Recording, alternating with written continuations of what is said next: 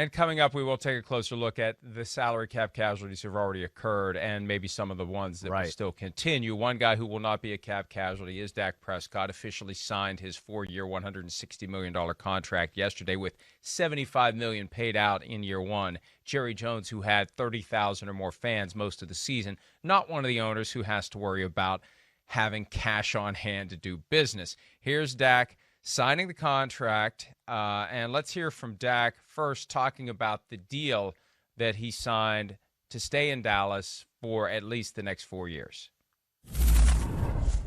I grew up a Dallas Cowboy fan. Never in a million years did I imagine not being a Cowboy once I put on this uniform and put on this star. So through it all, through the 2 years, I guess you can say, or more, there was never a slight doubt in my mind that I wouldn't wear the star for the rest of my life. And as Charlotte told me a couple of days ago, is when you sign that line, you're a Cowboy forever and you can't get out. And I'm excited for that. I'm excited to be here and to never leave. And I'm excited for what this organization, what this team, what the fans are going to get. And I'm excited just to go do it, just to know that this is my home. I'm not leaving. I'm a Cowboy, and this is only the beginning. Is just so much excitement for everybody that is involved and invested. You did this tag game for almost 2 years, and it was, it's something that's been talked about. It doesn't seem like you'll have to do that next time you're available to negotiate a deal. Yeah, I mean, I think any player that's up to negotiation, they have an obligation to support and represent the rest of the NFL and where this game is going. And I think Mr. Jones just said it. This contract shows where this game is going financially, right? Not just in the quarterback position, but in all the positions. So obviously, years later, when I'm back at it, it'll be in different circumstances. But I think I had a responsibility and obligation to the other quarterbacks and to the other men and even the guys on my team to get this done. I love the justification I hear of you. selflessness I knew you would. to be selfish. Right. But think about this. But there is truth to it. There is truth to it. But think about it. I got every last penny I could get for me, myself, and my family. I got all of it. I grabbed it all. I had them over a barrel, and I squeezed as hard as I could. I'm mixing my metaphors, but the point is, I was selfish to the highest degree because I got to do it for everybody else. I gotta be selfish to be selfless. I love it. I get you twisted up in a knot mentally. But he's right. But, man, it's just some of the stuff that was said yesterday, and I get it. Yesterday wasn't the occasion to rub anyone's face in it, but this whole idea of Cowboy for life, he's a Cowboy for 4 more years. Yeah, right. And the contract was specifically constructed multiple different ways to keep the Cowboys from ever using the franchise tag on him again. We talked about it the other day, all the things they did to make sure that after 3 years and $126 million, the Cowboys are going to come back to the table. And based upon wherever the cap is then, wherever the cash is then, wherever the game is then, pay him accordingly. So, again, yesterday was a day for celebration and happiness and bringing everyone together. But the idea that Dak is guaranteed to be a Cowboy for life is ridiculous. And the idea that he did this for all the other guys out there who have contracts that at some point are going to be renegotiated, and this allows them to get more. Well, it does, but it's more of an incidental benefit. This wasn't a primary focus. The primary focus is get paid everything you can. And if you can say after the fact, I helped some other people, great. That's better than saying I didn't. No, you're right. The primary focus was, maximizing his leverage, what you brought up so many times, which he had great leverage in the situation, not only because of the franchise tag and what it would mean for next year if they did it again. And then we talked about the football X's and O's leverage, right? The team's not good.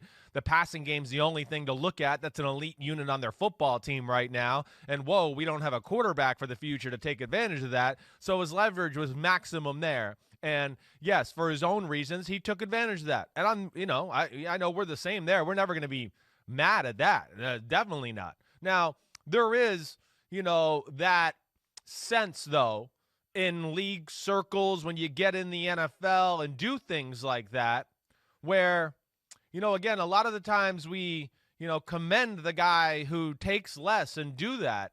But I can say through the years, there'd be players where, wait, this guy's the one or two best players at his position in football, right? And I'd have a teammate who would be going, hey, I'm about to re-sign a new contract as soon as this year's up. So they were looking at that contract because, oh, hey, I'm just a little bit below that guy, right? And they're looking at that guy going, what's he going to sign for? Because he's going to dictate the market and push it up, hopefully, to where I can maximize more for what I get.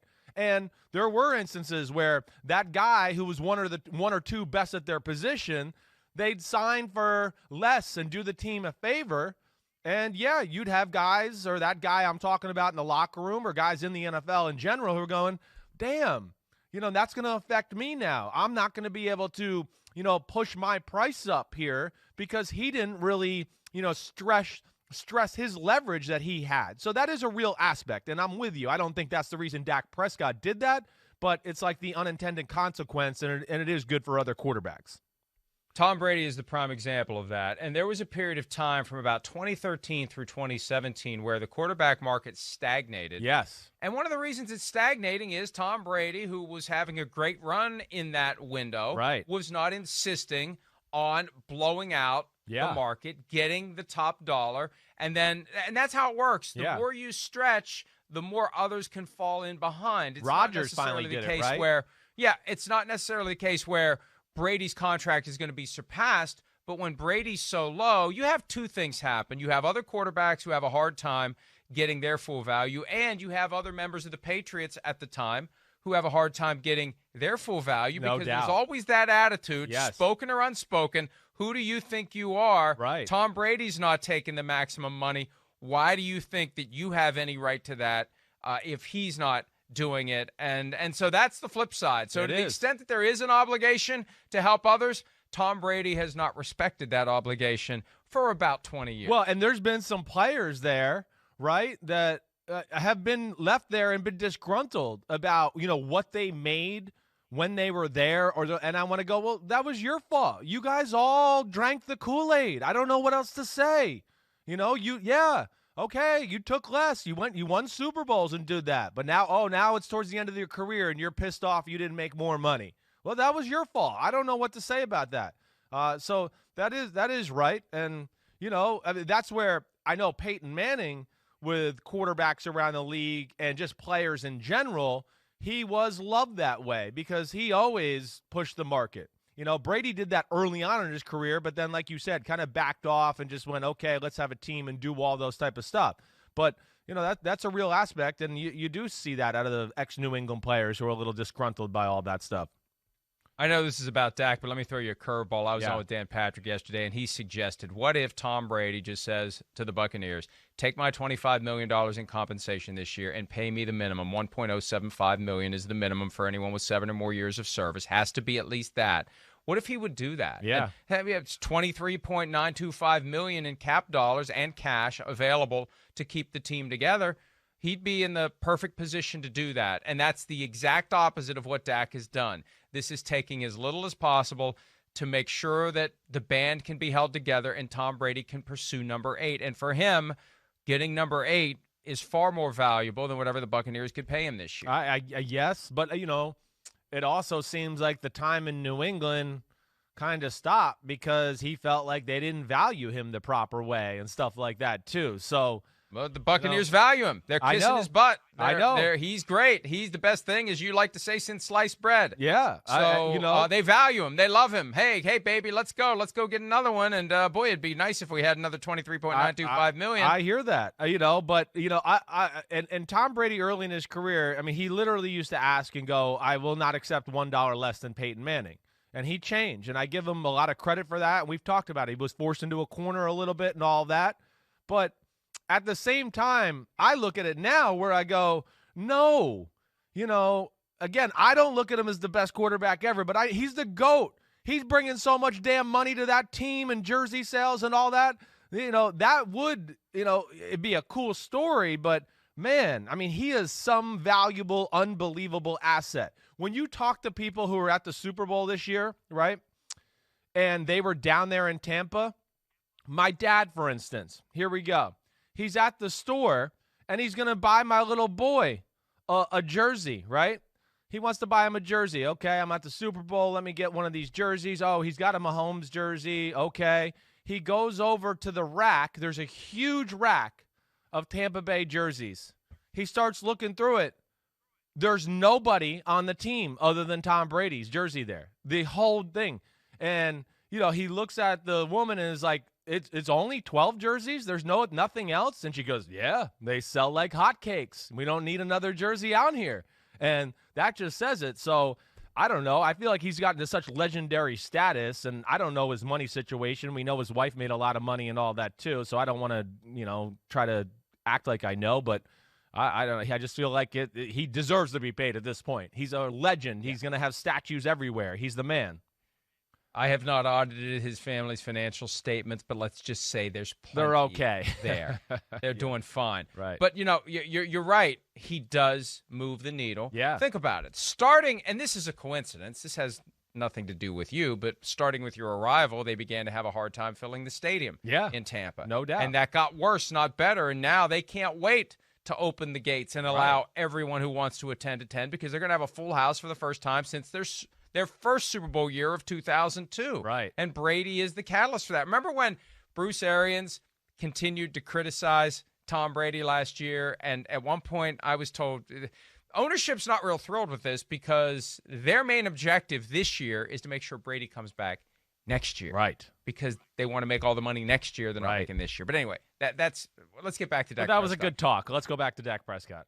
A guy who's made a ton of money over the course of his career and has plenty to burn, but would like to burn as little as possible on his players. Here's Jerry Jones talking about his new contract with Dak Prescott. The decisions that I've had to make in my time with the Dallas Cowboys was to have Dak Prescott as a future regarding the quarterback position of the Dallas Cowboys. The truth is, most anything that I've ever been involved in that ended up being special, I overpaid for. Every time, to the end. Anytime I've tried to get a bargain, I got just that. It was a bargain in a lot of ways and not up to standard. About the time that I thought I had it all figured out, not our deal with Dak, but about the time I thought I had a lot of things figured out, along came COVID.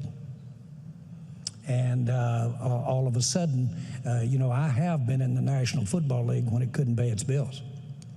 That's how I got here. And it couldn't pay its bills. And that's not an exaggeration.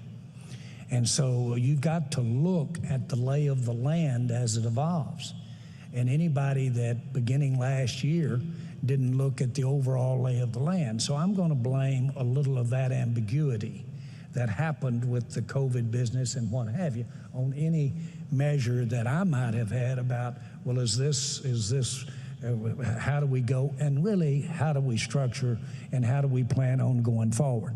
We just had luxury. I don't know if that's the case, but we had the ability, I agree with you, that there you could say, well, boy, you sure left Dak hanging out there real good.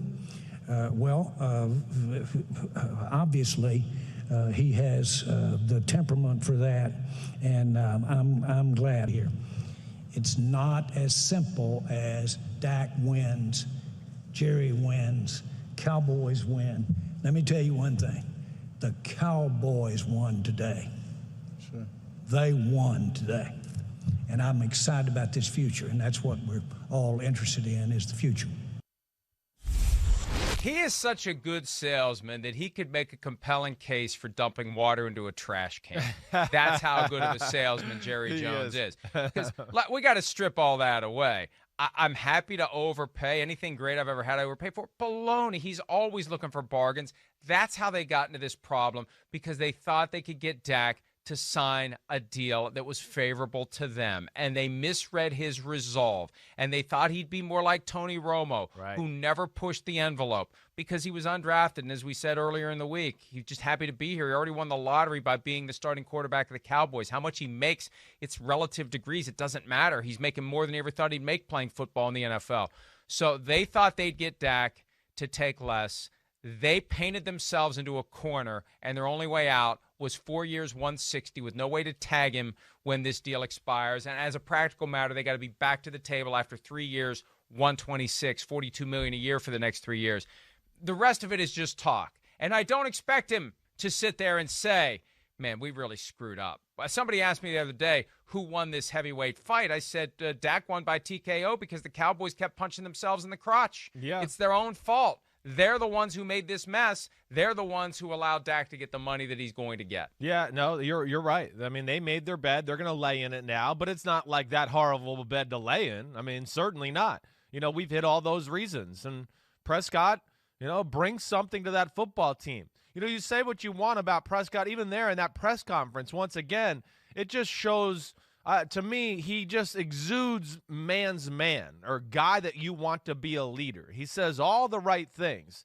I know we've said this a lot. He's got, all the tangibles on the field and all the intangibles off the field. And to me, when you are the Dallas Cowboy quarterback, I mean, that's what Jerry Jones wants. He wants that Roger Staubach, Troy Aikman, Tony Romo.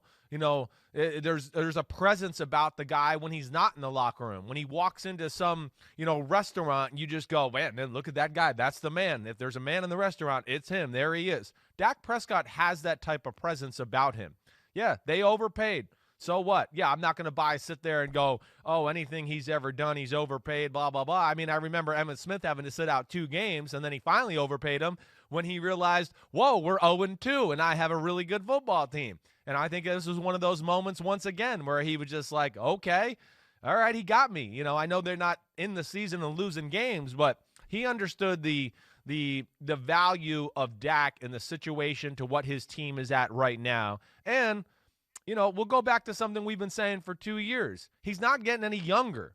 So I don't think he wanted to rebuild or try to start and find a new quarterback and roll the dice doing that. I don't think that had any benefits at this point either. So they got it done. Yeah, he overpaid. But like you've said many a times too, we're going to look at this contract 2 or 3 years from now and go, oh, it's like Aaron Rodgers a few years ago when he signed it. We went, whoa, it kind of blows everybody out of the water. And now you look at it and he's the 6th, 7th highest paid quarterback. I'm not saying it's going to go to that, but it certainly won't be the highest contract in football, after the next 2 or 3 years. And let me address that in a second. But first, I have to say, what? I have a vision of 11, 12-year-old Chris Sims following the Emmitt Smith holdout and loving every second of it because it helped the Giants. Oh, what? For Emmitt Smith to be holding out and the Cowboys to be losing football games. Yes, I was so disappointed when he came back. My dad, 93 Giants, Dan Reeves' first year there. That ended up being the year where Emmitt played the last game of the year and hurt his shoulder and did all of that stuff. So, I was very aware at that point of how awesome the Cowboys were. My dad played against them, of course, the year before when they won the Super Bowl. And I remember him saying, even back then, and he'll say it now, it might be the best team I've ever played against. So, and he still holds that. He looks at that 92-93 Cowboys team as the best team he ever played against in his 15-year NFL career. And, of course, Emmitt Smith was a big part of that. Now, you touched on the other issue where the money's going to keep going up. And there's this strange narrative that has popped up over the past couple of days, and it is so goofy to me. The idea that Jerry Jones has some sort of magic crystal ball that he knows how much money is coming in the new TV deals. And people in the media are pushing that like they've tripped over some incredible take that no one has considered. Are you freaking kidding me? Anyone who's been paying attention knows what's coming. The TV deals are on the tee. They could be announced this week, and it's going to be a ton of money. This isn't Jerry Jones acting like some oracle. Well, there's going to be a lot of money coming up here. Of course there's going to be a lot of money coming up. He's front and center in that. Of course, but everybody knows it. He's not privy to some special information. Because, hey, you know why Jerry did this? Jerry knows. This just sounds like some of the same BS we were hearing yesterday. Oh, Jerry knows that more money's coming. Of course it is. Do you think that's why he paid him $160 million over 4 years? No, he did it because he had to. Because billionaires don't get there and they don't stay there by doing bad deals. You make as much as you can. You spend as little as you can. That's how you get rich. That's how you stay rich. So don't give me this crap. And I've seen it time and again over the past 2 days, and people are just like lemmings. They follow along. They're, well, yeah, Jerry knows something we all don't know. We all know that a bunch of money is coming. Right. All the owners know that the money is coming. This isn't some opportunity to say, hey, Jerry, you cracked the code again. He didn't. No. The code got cracked on him, and now they spent yesterday making it look like it didn't happen. Well, yeah, you're right. But at the end of the day, at least it's over, and I know he's happy about that. and he's got his quarterback. He doesn't have to deal with that anymore. And the 3 one, years. oh yeah, I know He's got to deal with it in 3 years. And the one thing I'll say with Jerry too, and he brought it up a little bit in that part there. Hey, there's a reason Jerry Jones is Jerry Jones. He is one of the godfather owners of the NFL, right? I mean, you correct me. You probably know more than I do here. But Jerry Jones and Robert Kraft are the two guys that I think are held in the highest regard as far as the owners because of what they did business-wise for the NFL and growing it and making dollars. At least that's everything anybody I've been connected to knew, right? Like he talked about the NFL couldn't pay its bills, and he, of course, came into the league and changed how they did, commercial deals and all that type of stuff and sponsorship and all that, and he's made the NFL a powerhouse unlike it ever was before. I don't know. Am I right about that or wrong? You're right. Yeah, right. Yeah. And you know how he changed it? He took a page out of the Al Davis playbook. He sued the league for $750 million because they wouldn't let teams cut their own marketing Like the deal. Coke Pepsi thing, right? Yeah, exactly. Right. When Jerry Jones showed up in 1989, the NFL was still at that time, for the most part, a bunch of family-owned businesses that had limitations on the extent to which they acted like the billion-dollar businesses they were in the process of becoming. They were still years away from being billion-dollar businesses, but they were on that trajectory. But they didn't have the business acumen to get there. So as the billionaires out there, or people who were on track to become billionaires, saw the potential and bought these teams when they became available. And Jerry Jones bought the Cowboys from the original group that founded the team nearly 30 years before. Right. When guys like him, guys like Robert Kraft, who arrived 5 years later, other guys who made a lot of money elsewhere and brought those business principles to football, that's what helped turn it into what it now is. So now the prevailing presence is someone who has made a ton of money elsewhere who has bought a football team. There are still the Rooneys, the Maras, and the Hallises, the Caskies, but they're football people. Hey, some of those teams have a hard time keeping up with the Jerry Joneses of the world because he brings a business savvy. That's what makes this so ironic, that of all the owners out there, the one who got hoisted on his own petard because he misread a negotiation is Jerry Jones. He should be the last one to so badly misread a negotiation. No, you're right. Hey, karma even gets billionaires. That's just the way it is. That's okay. This is one, I think, like he said, hey, there was COVID and those issues, of course, an injury. They misread, Dak Prescott's, like you said, stubbornness and belief in self and all of those type of things. And he finally met his match there. And, it's all right. He's won a lot of the business deals like you've talked about. So it's okay. I'm not going to sit here and shed a tear that he lost one to a guy that's a franchise quarterback and done everything right since he set foot in the NFL. He plans to win a business deal this year as it relates to the pandemic. As I mentioned earlier, they had more than 30,000 fans on multiple occasions in 2020. Here's Jerry Jones from yesterday talking about his expectations for 2021. Do I see a more promising economic future for the NFL? Maybe than others. Okay, I've seen that said. This tells you all you need to know about what you think about the future of the NFL. This says that loud and clear. Now, we're going to Oxnard. We're going to have training camp. We're going to do it safe. And we're going to have that stadium full. And we're going to do it safe. We had the most out there last year. We're going to do it safe. And if this contract manifests anything, it's our belief that this decision right here is about how we take the next step today and take on off tomorrow. God, he's buying the BS that he's somehow the only person who understands that the NFL is going to make more and more and more money with the TV deals and the pandemic being over. But they are going to have full stadiums in Texas. I think the Texas Rangers said it, the right? Baseball team, they're going to be the first team nationwide to have full stadiums. And look, the pandemic, I don't want to jinx anything, but the vaccination rollout, Yeah. you know, that we're It's moving changed in the the right attitude. direction. Right. We're moving in the right direction. I'm getting mine today. Good for I'm getting you. my needle today. Way to go. I mean, I assume it's one of the ones where you have to get 2 shots. For all I know, it's Johnson & Johnson. I only have to get one. Someone who understands this stuff very well, and this is my message to anyone out there who has any misgivings. Right. Get the vaccine, and it doesn't matter which one. They all work, and they're all safe. Get the vaccine. Yep. But the bottom line is that's what's going to allow Jerry Jones to make this money back. It's not justification for doing a bad deal with Dak Prescott. They did a bad deal with Dak Prescott. But one way to feel better about it is there's plenty of money that's still going to flow into everyone's pockets associated with the NFL in the coming years. Yeah, that's right. I'm again, I'm not worried about it. They're going to be fine. He knows what's coming. We all know what's coming. It's the first year ever we've seen a dip in the NFL and what they've made money-wise and all that.